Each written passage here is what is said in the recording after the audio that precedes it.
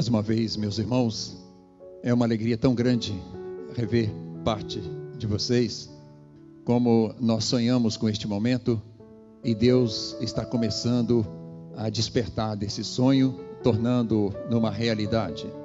Certamente, logo mais, também teremos aqui a casa cheia, onde nossos irmãos com a faixa etária abaixo de 60 anos também estarão aqui, engrandecendo o nome de Deus e agradecendo pela presença de cada um deles aqui. Vamos então, irmãos, estar orando ao nosso Deus, já pedindo que Ele nos ilumine, que nos abençoe. Um abraço a cada um dos irmãos, das irmãs. Estou vendo lá o irmão Beto, que prazer ter você aqui com a gente, viu, Beto? Muito obrigado pela sua presença. E os demais irmãos, vamos então estar orando. Antes da oração, eu estava ali ouvindo os hinos, cantando com os irmãos, e me veio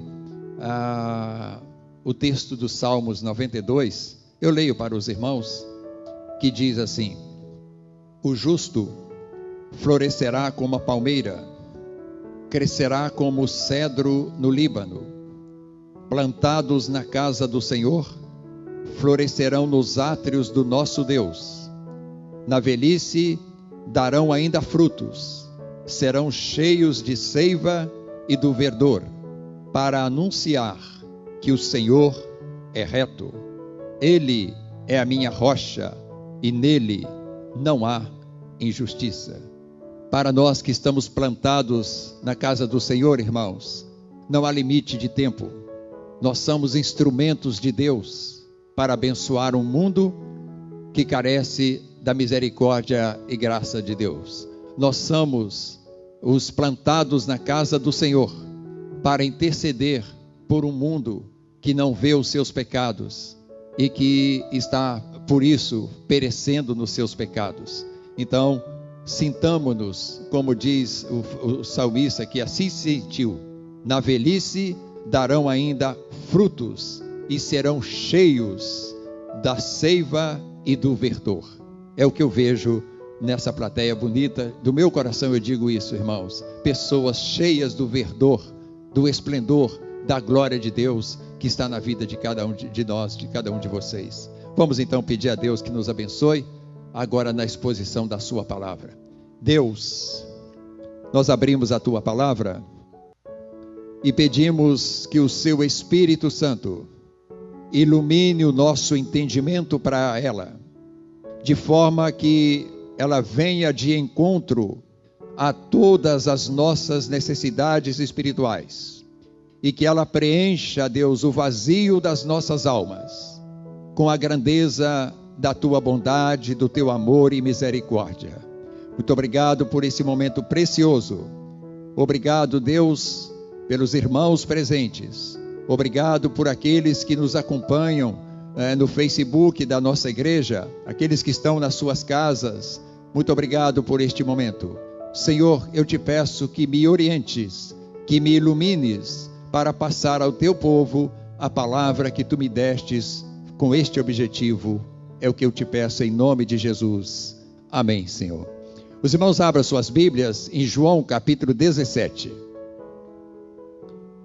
Como sempre, eu peço lá às pessoas que nos acompanham nas suas casas, tome a sua Bíblia e deixe-a ao alcance da sua mão, para que você possa acompanhar todos os momentos desta exposição, deste estudo da palavra de Deus. João 17, nós vamos estar lendo os versículos 20 a 23. E aí mesmo os irmãos permaneçam com as suas Bíblias abertas, para nós estarmos juntos, aprendendo e ouvindo de Deus. João 17, 20 a 23.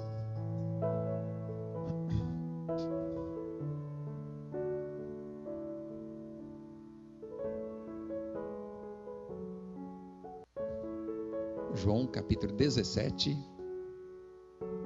20 ao 23. Chegamos. não rogo somente por estes, mas também por aqueles que vierem a crer em mim, por intermédio da sua palavra, a fim de que todos sejam um, e como és tu, ó Pai, em mim, e eu em ti, também sejam eles em nós, para que o mundo creia que tu me enviaste. Eu lhes tenho transmitido a glória que me tens dado, para que sejam um, como nós o somos. Eu neles e tu em mim. Vamos ler juntos o versículo 23, irmãos? Sem preocupar com a sua versão, leia o texto. Eu neles.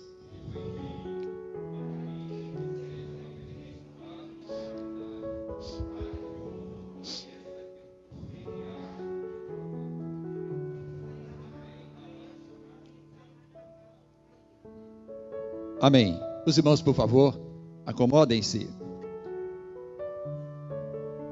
Nós temos, irmãos, durante o mês da juventude, recebido aqui preciosas mensagens que nos fala de um sonho do coração de Deus, que a sua igreja viva em comunhão, que seja um povo unido, que seja membros de um corpo só, que é o corpo de Cristo. E foram certamente mensagens poderosas, muito bem expostas, mensagens buscadas pelo Espírito de Deus. A nossa juventude estabeleceu como tema para o seu mês, restaurando a comunhão. E com muita propriedade, os irmãos até hoje que pregaram aqui, trouxeram aí então palavras preciosíssimas para a nossa edificação. Tais como, irmãos, nós ouvimos aqui que a nossa comunhão, a nossa unidade é um testemunho para o mundo. Certíssimo. A proporção que o mundo nos vê unidos como corpo de Cristo, eles veem em nós pessoas diferentes, algo extraordinário. Nós ouvimos aqui também que a comunhão é a unidade na igreja de Jesus. Preciosa palavra. Na nossa comunhão, nós estamos revelando a unidade da igreja de Jesus. Não é a igreja do pastor A, B ou C, é a igreja de Jesus. Isso só será mostrado, irmãos, na nossa unidade, independentemente das nossas naturais divergências de personalidades e tudo mais. Ouvimos também, irmãos, que a comunhão é as premissas da comunhão. Exatamente, as premissas da comunhão, onde nós podemos estabelecer a comunhão do mundo, a comunhão da igreja, completamente diferente. Nós também ouvimos aqui a comunhão na igreja como uma comum união, uma união em comum, onde todos nós. Muito bem, foram mensagens, ensinos preciosos. O que nós aprendemos certamente foi muito precioso.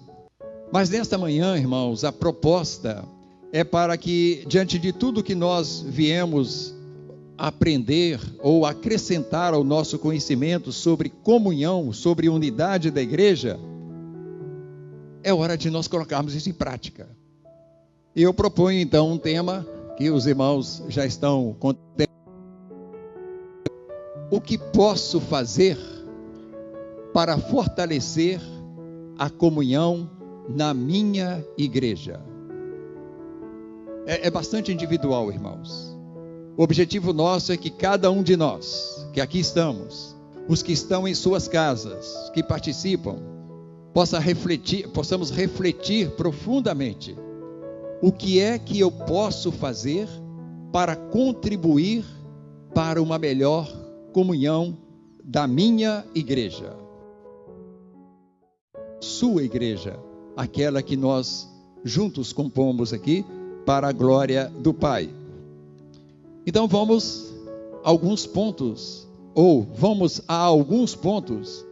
que o próprio texto, o próprio Jesus nos ensina de forma tão clara, tão aplicável para as nossas vidas. Aí mesmo no capítulo 17 de João, nós vemos aqui as lições que Jesus nos dá em como nós podemos contribuir para a comunhão da nossa igreja.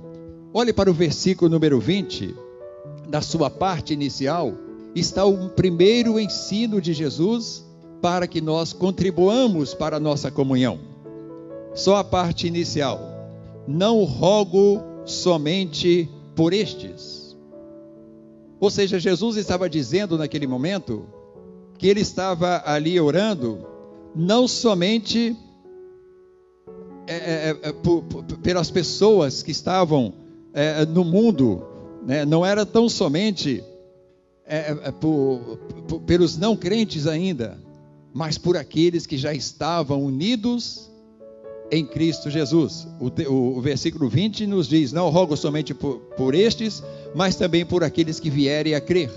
Mas eu quero me deter aqui na primeira frase do versículo.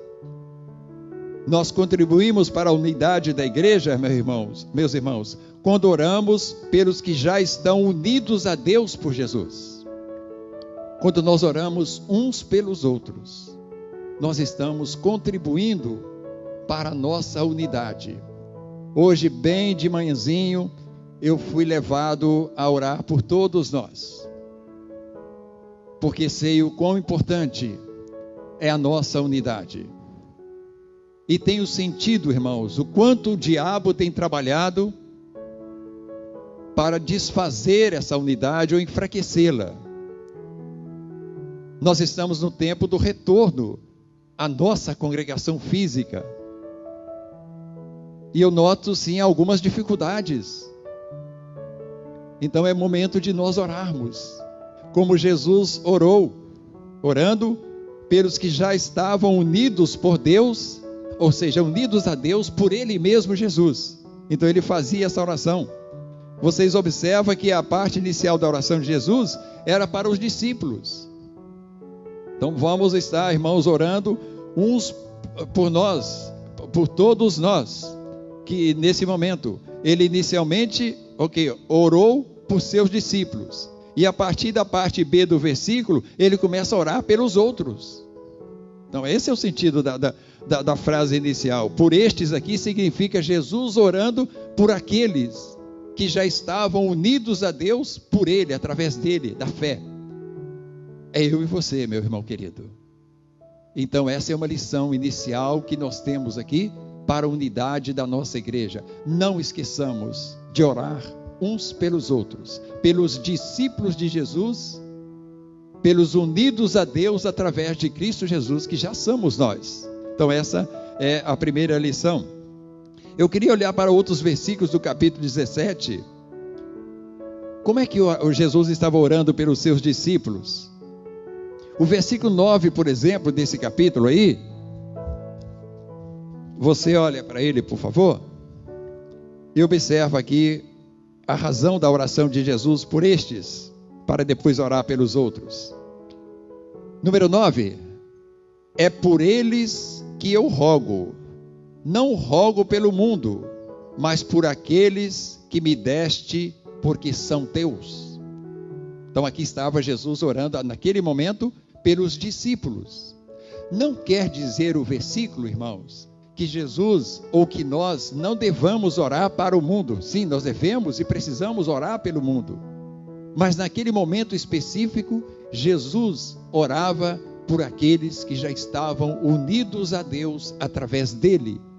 Observe, os irmãos, o verso número 9, que ele diz: eu rogo, é por eles que eu rogo, não rogo pelo mundo, mas por aqueles que me deste, porque são teus. Então Deus trouxe-nos Jesus, e a cada dia Deus vai nos concedendo a Jesus, nos levando a Jesus pelo seu Espírito Santo, para que nós sejamos a Ele unidos pela nossa fé em Cristo Jesus. E aqueles discípulos já estavam. Observa que Jesus diz aqui no verso 9 final: eu estou orando por eles, porque eles são teus. Já naquele momento, aqueles discípulos não eram mais do poder das trevas, já era de Deus. Deus os tinha entregado para Jesus purificá-los. E Jesus o fez naquela cruz do Calvário. E agora orava por eles, dizendo: são teus, Senhor. Era o momento de uma oração específica. Jesus orava pelos já unidos. E nós, na nossa missão de contribuir, meus irmãos, para a nossa unidade, temos que ter o tempo de orar uns pelos outros. Principalmente aqueles que você possa sentir que esteja alguma dificuldade. Às vezes até mesmo com você. É o momento de, mais do que nunca, nós orarmos por essas pessoas. E caminhando aí, irmãos, ainda no capítulo 17,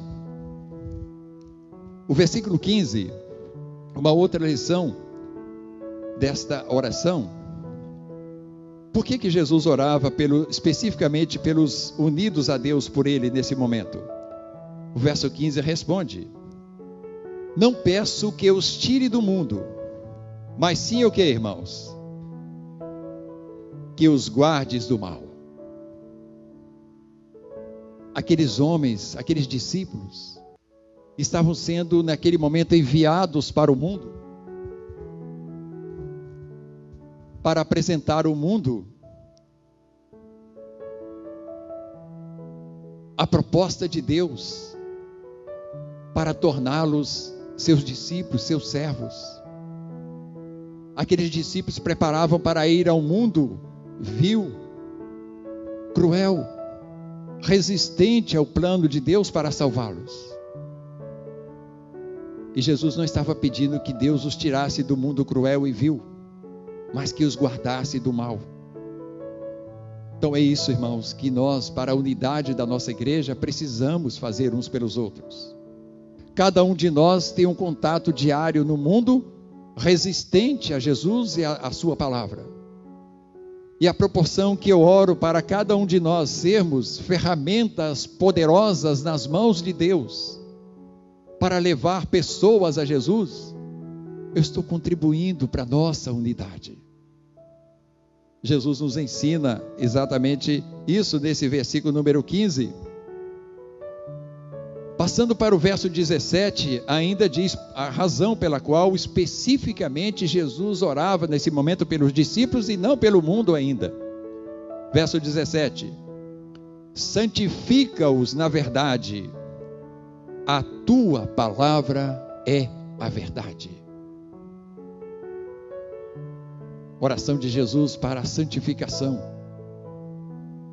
E quando eu e o irmão ora um pelos outros, ou oramos uns pelos outros, neste sentido, o crente santificado, irmãos, a igreja santificada, é uma igreja unida, irmãos? Certamente é. Então isso é uma forma de promover a unidade da igreja. Orar para que nós sejamos santificados na palavra que é a verdade. Então, por essa razão, Jesus, naquele momento, no início do versículo 20, não orava ainda pelo mundo, mas orava por aqueles que já estavam com ele, os seus discípulos. Então, essa deve ser a nossa primeira oração. Orar para que nós, discípulos, permaneçamos firmes na verdade de Deus, a verdade que santifica. Que nós possamos ir para o mundo, irmãos, fortalecidos, santificados, unidos, sabendo que na minha retaguarda existe um grupo de pessoas orando por mim.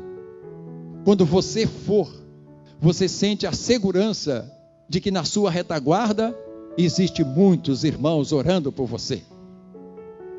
Todos nós lembramos do princípio do evangelismo explosivo, que essa igreja utiliza-se como ferramenta de evangelização pessoal. Qual é a estratégia? Nós normalmente vamos de duplas, não é verdade?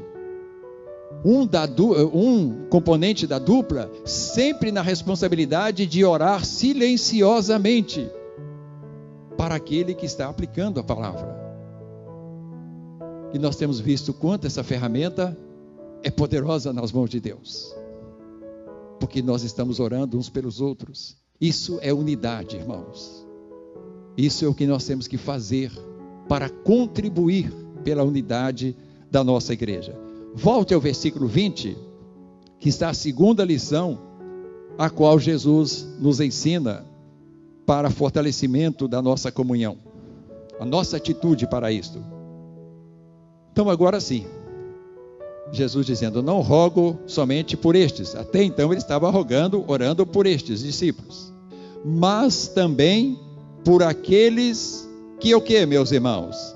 Vierem a crer em mim por intermédio da palavra. A segunda parte da oração de Jesus nesse versículo: orar por aqueles que vierem a crer em Jesus através de você, irmão querido, através do seu testemunho, do seu cuidado espiritual com aquele que ainda não está em Cristo Jesus. Então vamos orar por aqueles a quem você terá o contato com Ele, aqueles que ainda vierem a crer em Jesus através da sua igreja. Como já vimos, meus irmãos, os discípulos iriam permanecer no mundo, eles não seriam tirados do mundo, e seriam enviados, como já dissemos anteriormente, àqueles que haveriam de crer. O versículo diz isso. Isso continua, irmãos, da mesma forma. Nós permanecemos nesse mundo e estamos guardados do mal. Eu creio que nossa igreja é um testemunho bastante vivo e eficaz de que Deus tem nos guardado do mal. Não é isso mesmo? Amém, meus irmãos?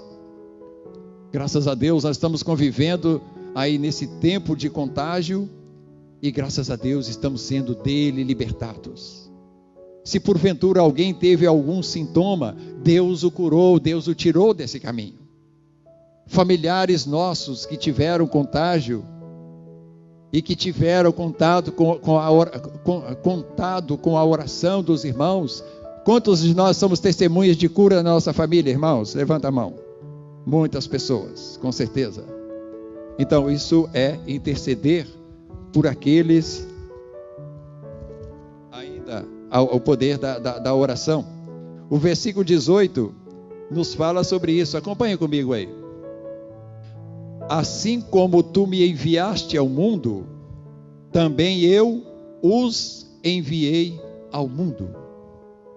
Por isso Jesus agora, encerrando a sua oração pelos discípulos, estava ali preparando aquelas pessoas para ir ao mundo. Que mundo, irmãos? O mundo, como também já dissemos, destacamos, um mundo totalmente avesso, contrário, resistente à mensagem da igreja. A mensagem da igreja de Jesus é uma mensagem não aceita pelo mundo, irmãos, porque ela confronta o mundo com seus pecados. E o homem não gosta de ser confrontado com seus pecados, porque isso atrapalha os seus conceitos, os seus princípios, contraria-os. É esse mundo que Jesus nos enviou. Então precisamos orar por aqueles que vão nos receber. Agora sim, orando por aqueles que estão no mundo, aqueles que vierem a se converter. O mundo totalmente vil e pecaminoso e resistente. Lá em Lucas capítulo 10, versículo 3, eu leio para os irmãos.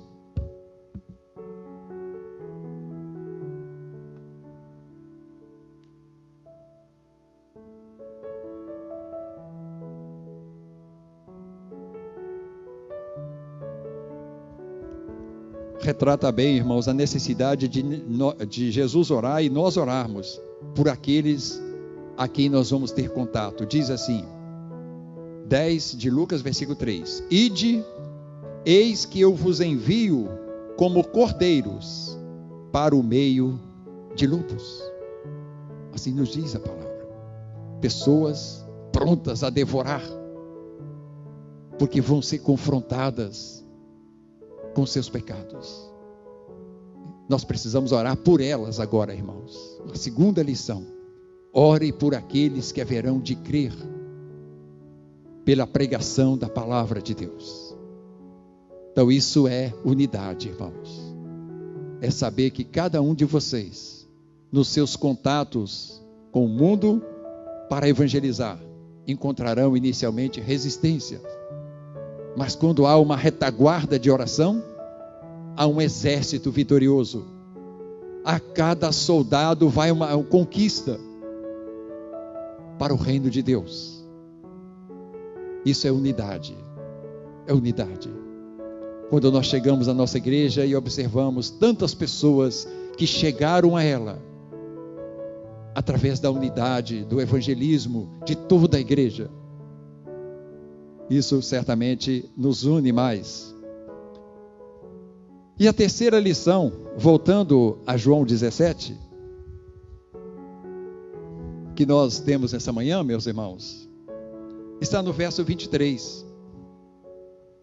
17 e 23. Eu neles e tu em mim, a fim de que sejam aperfeiçoados na unidade. Até aqui. Eu neles, tu em mim, a fim de que sejam aperfeiçoados na unidade. Qual é a condição básica aqui, irmãos, para que a igreja seja aperfeiçoada na unidade?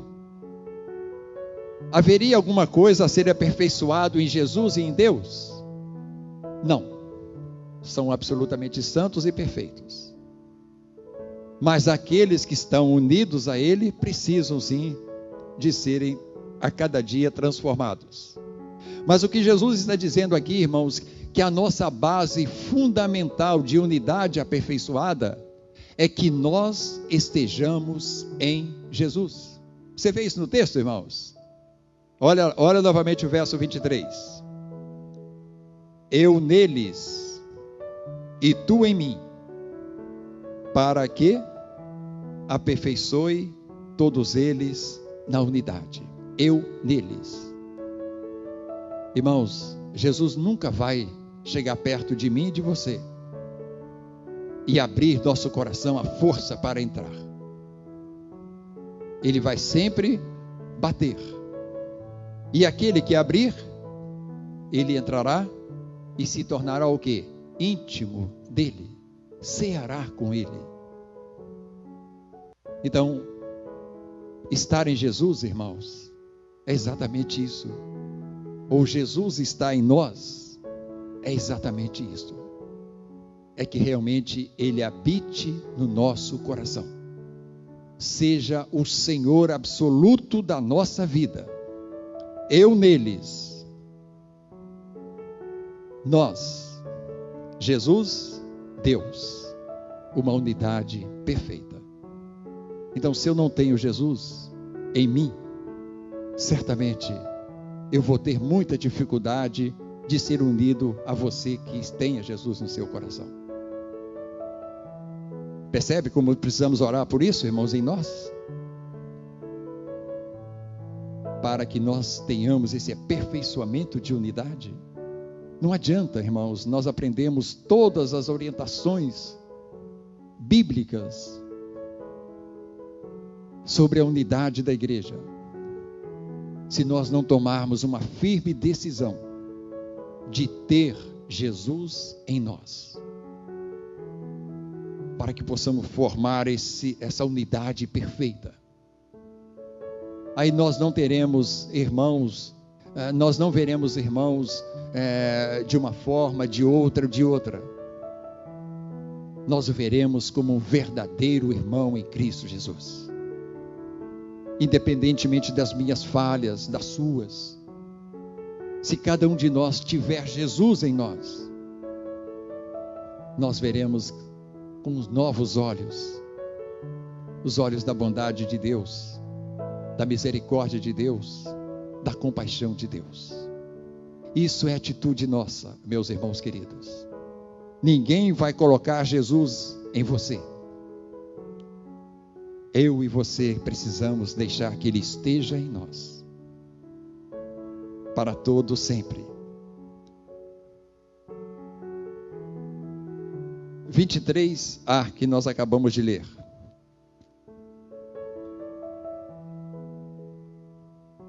Se por acaso, irmãos, eu me desligo de alguém que está em Jesus, eu me afasto de alguém que está em Jesus, posso porventura dizer que eu estou no corpo de Cristo? Não, não posso, irmãos. Não posso. Eu estou me desligando do corpo de Cristo porque me desliguei, me afastei de alguém que tem Jesus em si. Então, a proporção que eu trabalho para ter Jesus em mim e você, Jesus em você, nós estamos contribuindo para essa unidade de forma muito forte, muito evidente, muito real. E por esta unidade, irmãos, o que acontece? Olhe novamente para o versículo 23, o resultado dessa perfeita unidade, Jesus em nós, e Jesus em Deus, consequentemente nós também em Deus. O resultado disso está no restante do versículo 23. A fim de que sejam aperfeiçoados na unidade, para que, primeiramente, o mundo conheça que tu me enviaste e os amaste. Para que o mundo saiba que Jesus foi enviado por Deus. Essa nossa unidade, irmãos, é um testemunho fiel e eficaz para isso, para que o mundo saiba que Deus os amou ao enviar Jesus para eles. Essa nossa aperfeiçoamento de unidade é um testemunho indiscutível, incontestável. E o que mais acontece? No verso 23, para que tu me enviaste e os amaste, como também amaste a mim. O mesmo amor de Deus por Jesus é o amor de Deus por nós, pelo mundo, que o mundo só vai ver se nós tivermos Jesus em nós. E aí sim, nós seremos fortemente testemunhas de tudo isso, irmãos. Na prática, irmãos, eu já passei alguns minutos, mas nós estamos no mês do encerramento, é preciso que a gente foque bem isso. Logo mais nós teremos o encerramento com o pastor Aislan, que vai estar pregando aqui para nós. Romanos capítulo 8, eu queria que você abrisse o texto na sua Bíblia. Não importa que a gente demore um pouquinho, nós estamos aqui ouvindo e aprendendo de Deus. Romanos capítulo 8. O que é, na prática, ter Jesus em nós? Se você olhar para o Romanos capítulo 8, versículos número 8.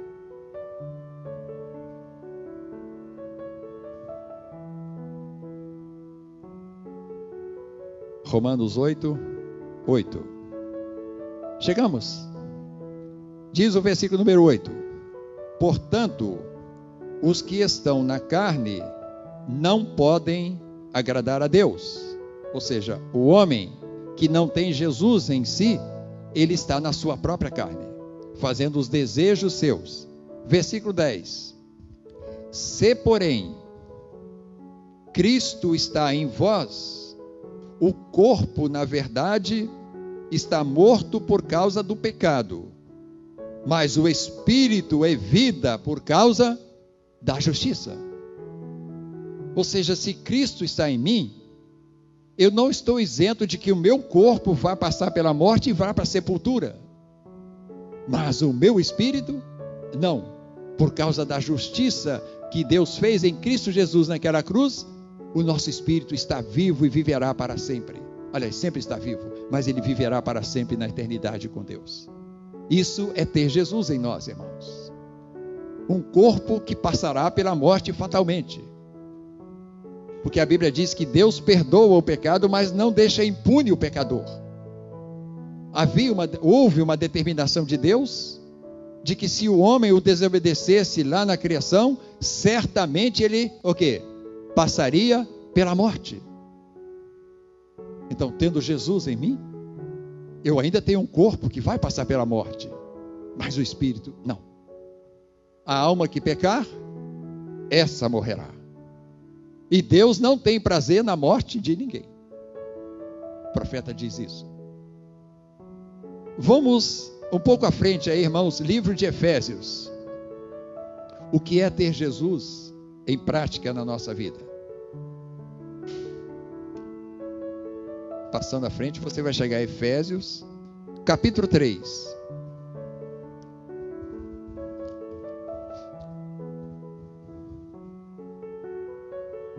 Efésios, capítulo 3. Versículo 17. Efésios 3, 17. Chegamos? Olha lá, irmãos, o que diz, o que é ter Jesus em nós.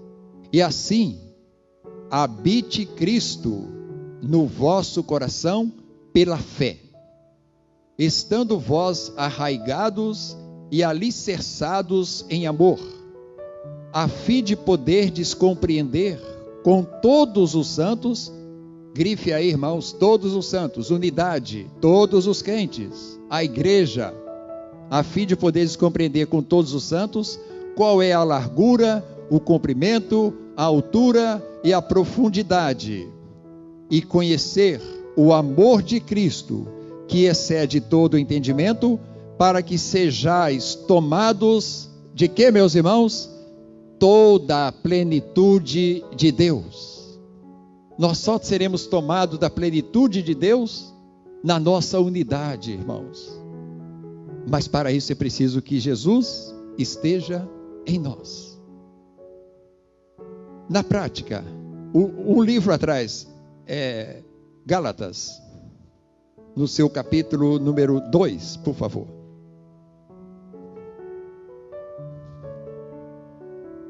Duas páginas atrás, você está no livro de Gálatas, capítulo 2, e nos diz aí o que é na prática ter Jesus em nós. Chegamos? Porque eu, mediante a própria lei, morri para a lei, a fim de viver para Deus. Estou crucificado com Cristo. Logo, já não sou eu quem vive, mas Cristo vive em mim. E esse viver que agora tenho na carne, vivo pela fé no Filho de Deus, que me amou e a si mesmo se entregou por mim. Não mais vivo eu, mas Cristo vive em mim. Por que não mais vive o homem que tem Cristo em você?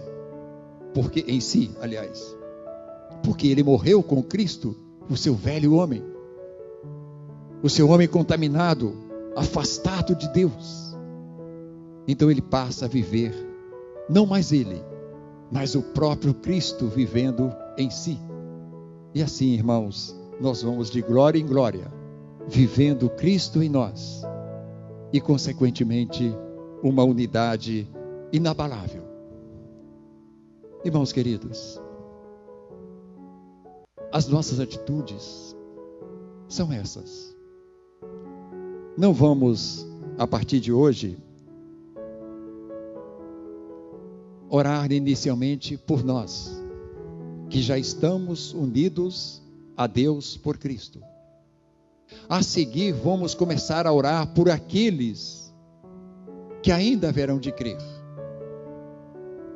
Mas para que tudo isso seja fundamentado na verdade, seja uma realidade na nossa vida, nós precisamos ter Jesus em nós. Eu neles, tu em mim, e consequentemente, uma unidade perfeita. Você nunca será unido a Deus, irmão querido, se você não estiver também unido ao seu irmão em Cristo e deixar Cristo viver em você. Esse capítulo 17, jovens queridos, ele é maravilhoso para ensinar sobre a unidade da igreja. Observe, os irmãos, estude sobre todo o capítulo 17, você vai ver que ele se compõe a oração de Jesus em 4 partes. A primeira parte, Jesus ora ali pela sua própria glorificação, preparando-se para deixar a sua condição humana para cumprir a sua missão, para ser novamente glorificado. Depois ele ora, pedindo para os seus que iriam ficar, para que Deus pudesse guardá-los do mal, santificar. Depois ele ora pela santidade geral da igreja, como já disse, e finalmente ele ora pela unidade da igreja. Então, resumindo, ele é uma oração de unidade da igreja. Então, irmãos, ponha no seu coração a proposta dessa atitude ao ouvirmos essa palavra. Eu quero orar pelos irmãos nesse momento, orar por mim, para que Deus nos abençoe, para que a partir desta manhã gloriosa que estamos aqui retornando à nossa congregação, nós coloquemos também nas nossas orações, uns pelos outros, que estamos indo ao mundo para evangelizar, que nós possamos orar por aqueles que vierem a crer, que nós possamos orar para que cada um de nós tenha Jesus no seu coração. Quem quer orar comigo, fique de pé, irmãos. Eu quero orar por você nesse momento, nesse sentido. Santo Deus, ao receber a tua palavra, nós estamos aqui curvados diante do Senhor, pedindo que nos abençoe para cumprirmos, para ter uma proposta em nossos corações, das atitudes que me levem a contribuir para a unidade da minha igreja. E ela constitui exatamente nesses pontos ensinados por Jesus. Que o Senhor abençoe cada crente dessa igreja. Cada crente que deixou de vir a essa igreja tem deixado de vir, porque está, Deus, talvez melindrado com outro irmão. Tenha misericórdia dele, Senhor. Volte para o irmão, volte para Cristo. E nos abençoa no retorno, Deus, às nossas atividades, para que nós possamos orar e trabalhar por aqueles que haverão de crer. Que o Senhor para isso nos abençoe, é o que te pedimos em nome de Jesus. Amém e amém. Os irmãos podem se assentar.